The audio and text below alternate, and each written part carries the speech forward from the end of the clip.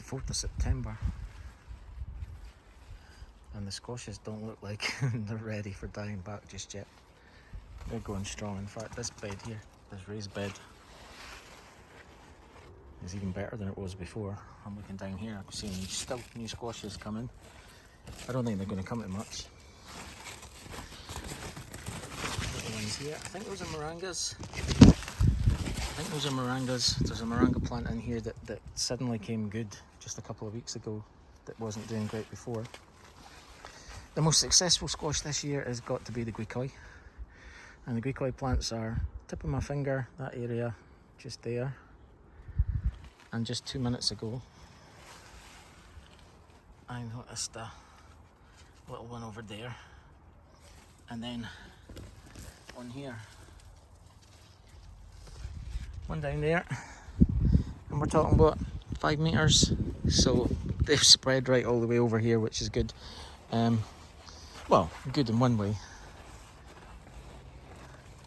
Just means probably bad in another, in that the fruits are going to be spread everywhere and I'm not going to be able to find them all. This is a North Georgia candy roaster.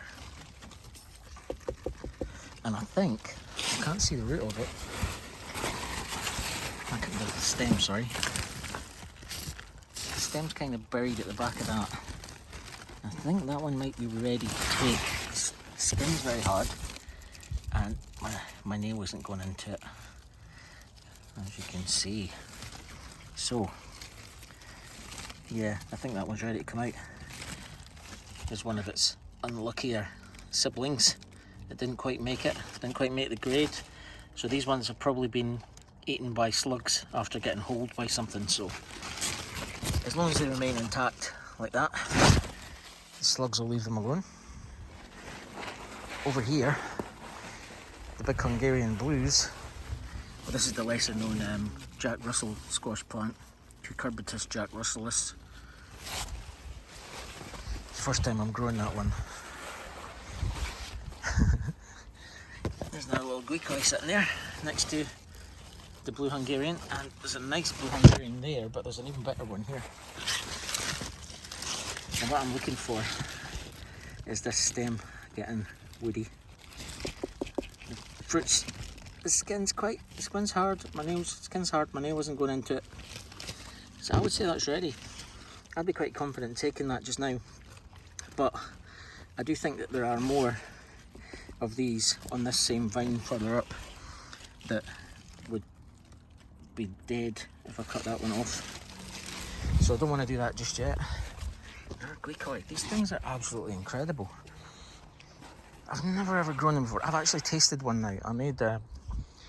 I took one that I did a short on last week that was down there when I was trimming, and I put a hole in it and I took it up the road just to eat it as a courgette, as a summer squash, and it was delicious. It was brilliant. I grilled it and put it on garlic toast with cream cheese, and oh man, it was really good. It was so sweet. So it's not as invincible as I thought. There's one rotting away down here. Now that was close. Yeah, the nettles, the stealth nettles. Down here I have a Hungarian blue that didn't look very healthy, to be honest. It was a funny colour. It was all sort of stripy like that, and it started to rot and stuff started to eat it. So yeah, fair enough. There's another one there. They didn't look all that healthy, but I think the vine they were on starting to die back, this one. So maybe there's a little bit of disease involved there. I did find a guicoi that was kind of almost ready. So you take them at that size there, you can use them as a summer squash like a courgette. But what you want them to do is that. You want them to get the thick skin so that you can store them for the winter. How's that one doing? Yep, nail's not going in, so that one's nearly ready as well. It's getting to that time of year, to be honest. It's nearly Halloween. Halloween is sort of the traditional harvest time for pumpkins, etc. That's why pumpkins are so ingrained into that mythology. Here's a nice one that's still nice guicoi that we use as a summer squash. It's still very springy. The skin's still very soft. But that's a beauty there. Look at that blue Hungarian. Now these stems are getting really woody. So yeah, that's nearly ready as well. Knock on them. There is the old joke about the blind man that goes into the fruit shop looking for a watermelon, and he's going about knocking on them, tap, tap, tap, tap, tap, tap. And he finally gets to one and he goes tap, tap, tap. And he goes, B flat, I'll take it. Yeah, okay. Musos might get that joke. Now let's go across, look at the other ones. I've got the curries have been amazing this year as well. I've not got that many of them, but the ones that I do have are really good. I'll just walk down. I'm not going to cut it. I don't feel like editing videos today. It's a beautiful day. Getting some fantastic sunshine today. My chilies in the greenhouse are ripening up nicely. Over here, so are these guys. Curries. Looking fabulous. Starting to turn red now. They were orange for a long time, sort of like they were trying to ripen. But now they're there. They're not overly huge, but that doesn't bother me. These ones are they've always been this size, so it's probably just this sort of variety or strain of them that I've got that's brought them out this way. And I really like these. These are really good as a one meal thing. They store better than gem squashes and probably taste very similar. Maybe not as sweet, but just as kind of nutty. Now in a previous video, I said that these squashes up here were sweet dumpling. And they are not sweet dumpling. They are Muscat de Provence. And look at these ones. These ones are starting to ripen up now. Got those two there. So the skins went dark and hard, which means I don't think they're going to get any bigger now. And that doesn't matter either, because the fruit will still be just as good. When they're mature, they're that colour. And they've still got the soft skin, like a summer squash, like a courgette type thing. But then they'll darken up and start to ripen. I didn't see that there were two more on this vine here. There's one there and another one here. But yeah, I only got one of those last year. So that's why it's such a surprise to see that I've got them, because I didn't think that they turned out okay this year. But as it turns out, I did plant one or two. And I'm going to get, maybe, if I'm lucky, 4 squashes. I can see another one there. But that's not going to come to anything either. Actually, incidentally, let me just look across here. Look across here and see if we've got anything. No. No. Anything here? Oh, right, okay. Maybe that one will get bigger. That might be the last one it does.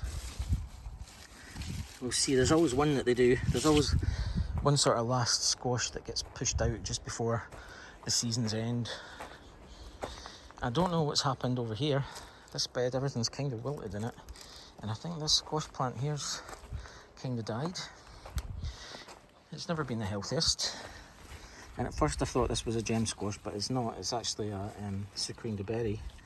And there's two fruits on it. And they aren't very big.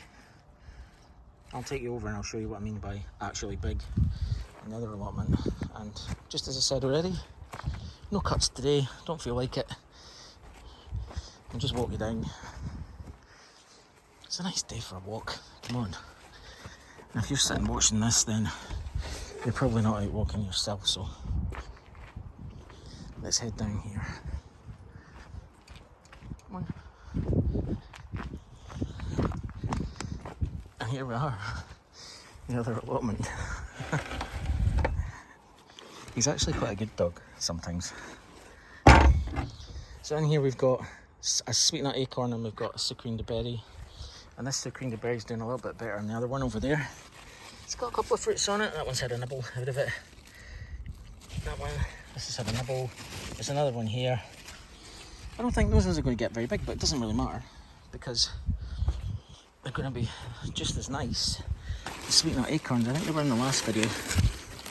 But here you go, there's a sign that they're ripening again. Just the same as all the other ones, the skin's darkened and went hard. So they're probably ready to take just now. These are very compact. These are just like courgette plants, like summer squash plants. They don't send out.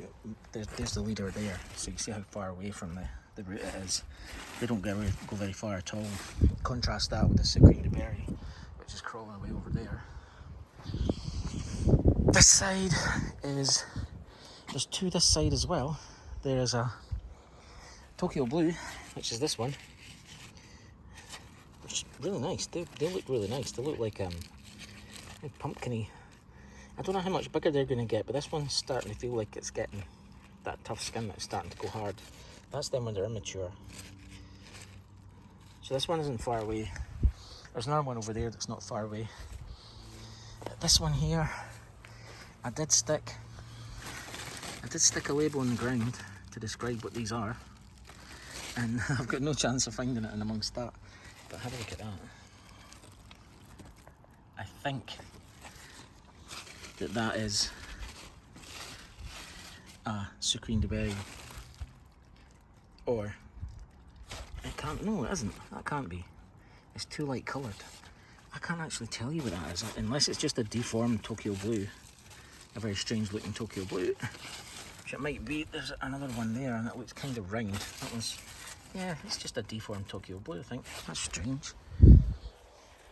So the other Tokyo Blue's up here, this side. And this one's still a wee bit far away from ripening. You see the contrast with the other one. The other one's very dark, and this one's still very light, and it's still got the kind of rubbery feel of newness, youngness, whatever you want to call it. And there's another weird shaped one, yeah, so that proves that that's the case. It's just a weird shaped Tokyo Blue. In the greenhouse, I put in, there's a squash cover in the, it's planted over there in the corner, and it's now coming round the corner of the greenhouse, this one as well. But this is the butternut squash. I always grow butternut squash in the greenhouse because they actually struggle to ripen. They struggle to harden off outside here because we don't have a long enough growing season. By the time they get to maturity, it's too cold for them to actually harden. So you have to take them indoors into the warmth, the heat. I'm not sure about these because I've never grown them before. I've been growing butternut squash for about 20 years, but these Sucrine de Berry. Now, contrast them with other ones are about that size. This one's large and very firm and almost very ready. They do change colour, I think. They start getting lighter when they're ready. There was another one in here, but it died back and rotted away, unfortunately. It's completely gone now. I can't see it. But in a happy set of circumstances, I did pull back the branches of this tree one day and see this one. So we've got another one nestled at the back.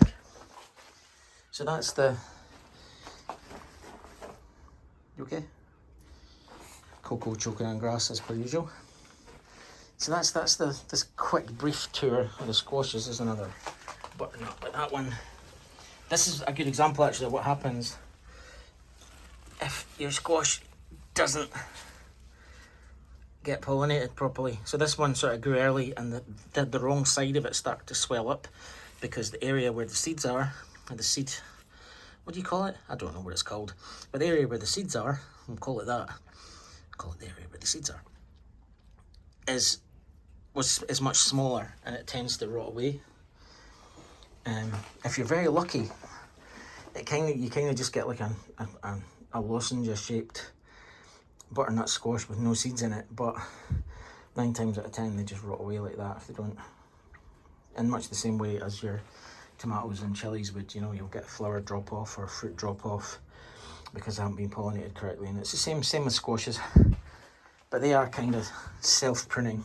And I think what you'll find is that if you've got like probably more than that amount, if a fruit hasn't been pollinated properly, it won't get the nutrients that it needs because these ones will be pulling them all away from it, the ones that have been pollinated. So that's a brief kind of walk around with the squashes. And yeah, I know nobody watches these. I don't care. I'm going to keep making them. But thanks for watching. If you have watched it all the way to the end, thanks very much. I do like doing this. I do like walking around and having a little yap and talking rubbish about squashes and stuff. I'm going to do another chili video probably in the next couple of days because as you can see for yourself, they've come on a fair bit. And we've even got some ripening Yunnan yellow lanterns at last. On a tree with about I don't know, probably about 200 fruits on them. So yeah, that's for another video though. Thanks for watching this one. See you next time.